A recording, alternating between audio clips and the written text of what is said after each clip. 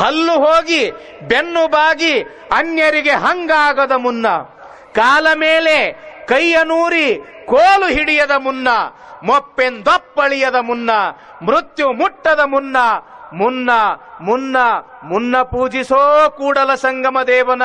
ಹುಚ್ಚ, 84 ಲಕ್ಷ ಜೀವರಾಶಿಗಳಲ್ಲಿ ಅತ್ಯಂತ ಶ್ರೇಷ್ಠವಾಗಿರ್ತಕ್ಕಂಥದ್ದು ಈ ಮನುಷ್ಯ ಜನ್ಮ. ಹೆಂಗ ಬಂದೈತಿ ಹಂಗ ಹೋಗಬಾರ್ದು. ಮುಪ್ಪು ಬರುವುದಕ್ಕಿಂತ ಮುಂಚೆ, ಮೃತ್ಯು ಬರುವುದಕ್ಕಿಂತ ಮುಂಚೆ ಯಾವ ಕೆಲಸದ ಸಲುವಾಗಿ ನೀ ಇಲ್ಲಿಗೆ ಬಂದಿದಿ ಆ ಕೆಲಸವನ್ನ ಮಾಡಿಕೊಂಡು ನೀ ಕಡಿಗಾಗಬೇಕು. ಅಂತೇನೆ ಯಾವ ಕೆಲಸ ನೀ ಮಾಡಕ್ ಬಂದಿದಿ ಅಂತಂದ್ರ ಇದ ಕೆಲಸ ಅಪ್ಪ, ಇದ ಕೆಲಸ. ಈ ಪ್ರಪಂಚದೊಳಗ ಯಾರೂ ದೊಡ್ಡವರಲ್ಲ, ಯಾರೂ ಸಣ್ಣವರಲ್ಲ. ನಾವೆಲ್ಲರೂ ಕೂಡ ಪರಮಾತ್ಮನ ಮಕ್ಕಳದೀವಿ. ಕೂಡಿ ಬಾಳಬೇಕು, ಕೂಡಿ ಉಣಬೇಕು, ಕೂಡಿ ಇರಬೇಕು, ಭಗವಂತನನ್ನು ನಂಬಬೇಕು.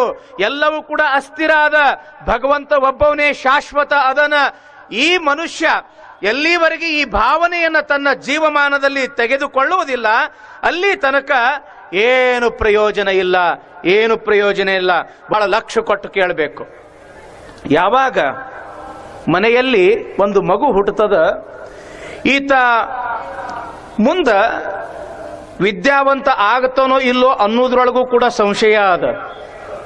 ಮುಂದೆ ಈತ ಮದುವೆ ಮಾಡ್ಕೊಳ್ತಾನೋ ಇಲ್ಲೋ ಅನ್ನೋದ್ರೊಳಗೂ ಕೂಡ ಸಂಶಯ ಅದ.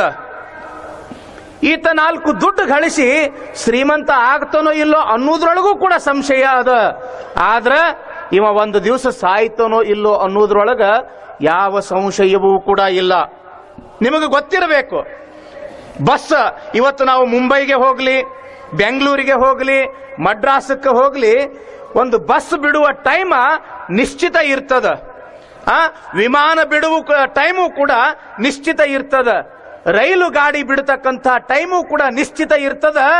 ಆದ್ರ ಒಂದದು ಮಾತ್ರ ನಿಶ್ಚಿತ ಇಲ್ಲ, ನಮ್ಮ ಒಳಗಿರ್ತಕ್ಕಂಥ ಪ್ರಾಣ ಯಾವಾಗ ಹಾರಿ ಹೋಗ್ತದೋ ಅನ್ನೋದ್ರೊಳಗ ಯಾವ ನಿಶ್ಚಿತ ಇಲ್ಲ, ಮತ್ತು ಯಾವ ಸಂಶಯವೂ ಕೂಡ ಇರೋದು ಇಲ್ಲ.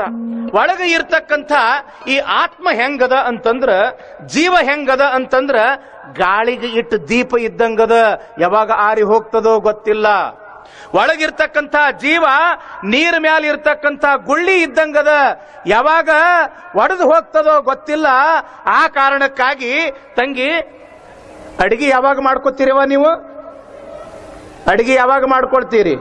ಹೊಟ್ಟಿ ಹಸದ ಬಳಕ ಮಾಡ್ಕೊಳ್ತೀರೋ ಏನು ಹೊಟ್ಟಿ ಹಸಿಯೋದಕ್ಕಿಂತ ಮುಂಚೆ ಮಾಡ್ಕೊಳ್ತೀರೋ? ಖರೆ ಹೇಳ್ರಿ, ಹೊಟ್ಟಿ ಹಸಿಯೋದಕ್ಕಿಂತ ಮುಂಚೆ ಅಡಿಗೆ ರೆಡಿ ಇಟ್ಕೊಳ್ತೀರೇನಿಲ್ಲ? ಹೊಟ್ಟಿ ಹಸದ ಬಳಕ ಉಣ್ಬೇಕು ಅಂತ. ಹೊಟ್ಟಿ ಹಸಿಯೋದಕ್ಕಿಂತ ಮುಂಚೆನೆ ನೀವು ಹೆಂಗ ಅಡಿಗೆ ರೆಡಿ ಇಟ್ಕೊಳ್ತಿರೋ, ಬುತ್ತಿ ರೆಡಿ ಇಟ್ಕೊಳ್ತಿರೋ, ಸಾಯೋದಕ್ಕಿಂತ ಮುಂಚೆನೆ ಧರ್ಮ ಎಂಬತಕ್ಕಂಥ ಬುತ್ತಿ ರೆಡಿ ಇಟ್ಕೋಬೇಕು ನೋಡ್ರಿ. ಯಾಕ? ನೀ ಗಳಿಸಿರ್ತಕ್ಕಂಥ ರೊಕ್ಕ ರೂಪಾಯಿ ಉಣ್ಣಾಕ ಬರುವುದಿಲ್ಲ.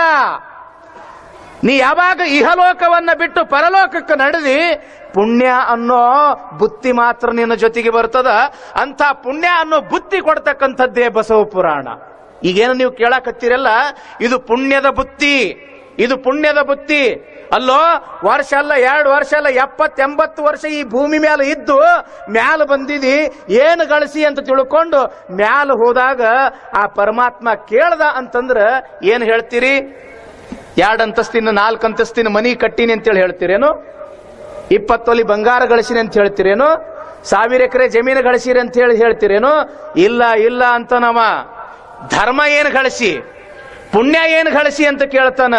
ಆ ಕಾರಣಕ್ಕಾಗಿ ಯಾವ ರೀತಿಯಾಗಿ ವಸಂತ ಕಾಲ ಬಂತು ಅಂತಂದ್ರ ಮಾವು ಚಿಗುರ್ತದೋ, ಎಲ್ಲ ಪಶು ಪಕ್ಷಿ ಪ್ರಾಣಿಗಳಲ್ಲಿ ಒಂದು ಹೊಸ ಚೈತನ್ಯ ಬರ್ತದೋ, ನಮ್ಮ ಈ ಮುನವಳ್ಳಿ ಭಾಗಕ್ಕೆ ಹೆಂಗಾಗ್ಯದಂತಂದ್ರ ಬಸವ ಪುರಾಣ ವಸಂತದ ಗಾಳಿ ಬೀಸದಂಗ ಬೀಸಿ ಬಿಟ್ಟದ ನೋಡ್ರಿ. ವಸಂತದ ಗಾಳಿ, ಜಂಗಮನ ಸುಳಿವು ಅದು ವಸಂತದ ಗಾಳಿ ಅಂತಾರೆ ನಮ್ಮ ಶರಣರು. ಆ ಕಾರಣಕ್ಕಾಗಿ ಒಳಗಿರ್ತಕ್ಕಂಥದ್ದು ಹೋಗೋದಕ್ಕಿಂತ ಮುಂಚೆನೆ ಇಂಥದ್ದೆಲ್ಲ ಗಳಿಸ್ಕೋಬೇಕ್ರಪ್ಪ. ಜಿಂದಗಿ ಖತಮ್ ಹುವಾ ತೋ ಜೀನೆ ಕಾ ಢಂಗ್ ಆಯಾ, ಜಬ್ ಶಮ್ಮಾ ಬುझा ಗಯಿ ತೋ ಮಹಫಿಲ್ ಮೇ ರಂಗ್ ಆಯಾ. ಎಲ್ಲಿ ತನಕ ಆ ಪರಮಾತ್ಮ ಒಳಗ ಪ್ರಾಣವನ್ನ ಕೊಟ್ಟಾನ ಅಷ್ಟ್ರ ಒಳಗಾಗಿ ನಾವು ಬದುಕಿ ತೋರಿಸ್ಬೇಕು. ಬದುಕಿ ತೋರಿಸ್ಬೇಕು. ಒಳಗಿರ್ತಕ್ಕಂಥ ದೀಪ ಆರಿ ಹೋಯ್ತು ಅಂತಂದ್ರ ಬರೀ ಕತ್ತಲೆ ಬರೀ ಕತ್ತಲೆ ಬರೀ ಕತ್ತಲೆ. ಆ ಕಾರಣಕ್ಕಾಗಿ ಇದು ಒಮ್ಮೆ ಹೋಯ್ತು ಅಂತಂದ್ರೆ ಸಿಗುವುದಿಲ್ಲ, ಒಳಗಿರ್ತಕ್ಕಂಥದ್ದು ಹೋಯ್ತು ಅಂತಂದ್ರೆ ಸಿಗುವುದಿಲ್ಲ. ಅದಕ್ಕೇನಂತಾರ ಬಸವಣ್ಣವರು, ಮೊಪ್ಪಿಂದೊಪ್ಪಳಿಯದ ಮುನ್ನ ಮೃತ್ಯು ಮುಟ್ಟದ ಮುನ್ನ ಮುನ್ನ ಮುನ್ನ ಮುನ್ನ ಪೂಜಿಸೋ 3 ಸಲ ಅಂತಾರ ಅವರು. ಮುನ್ನ ಮುನ್ನ ಮುನ್ನ ಪೂಜಿಸೋ ಕೂಡಲ ಸಂಗಮ ದೇವನ